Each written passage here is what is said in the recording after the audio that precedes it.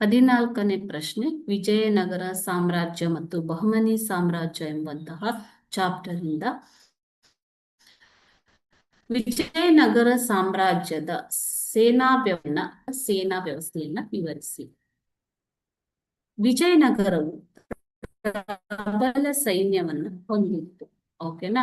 ಇವು ಶಾಶ್ವತ ಪಡೆಗಳ 3 ಶ್ರೇಣಿಗಳನ್ನ ಅಂದ್ರೆ ಖಾಯಂ ಸದಸ್ಯರ 3 ಶ್ರೇಣಿಗಳನ್ನ ಒಳಗೊಂಡಿತ್ತು. ಸಾಮಂತ ರಾಜ್ಯಗಳಿಂದ ಕಳುಹಿಸಲ್ಪಟ್ಟ ಪಡೆಗಳು ಮತ್ತು ರಾಜ ಕಾವಲುಗಾರರ ಪಡೆಗಳು ಇವು ರಾಜನ ಭದ್ರತೆಯನ್ನ ನೋಡಿಕೊಳ್ಳುತ್ತಿತ್ತು.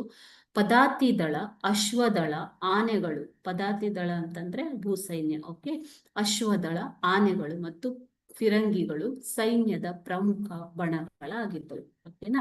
ಸೊ ವಿಜಯನಗರ ಕಾಲದಲ್ಲಿಯೇ ಫಿರಂಗಿಗಳ ಯುದ್ಧಗಳಲ್ಲಿ ಪ್ರಾರಂಭ ಆಗಿರುವಂಥದ್ದು. 1368ರಿಂದ ಫಿರಂಗಿಗಳನ್ನ ಬಳಸೋದಿಕ್ಕೆ ಶುರು ಮಾಡ್ತಾರೆ ಮಕ್ಕಳು. ಯಾವಾಗಿನಿಂದ?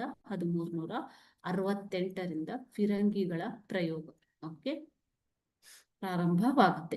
ಬೃಹತ್ ಆಕಾರದ ಆನೆಗಳು ಕೂಡ ಇವರ ಸೈನ್ಯದಲ್ಲಿ ಇದ್ದವು. ಅರೇಬಿಯಾದಿಂದ ತರಲಾದಂತಹ ಕುದುರೆಗಳು ವಿಜಯನಗರದಲ್ಲಿ ಪ್ರಮುಖ ಆಕರ್ಷಣೆಯಾಗಿದ್ದವು. ಓಕೆ.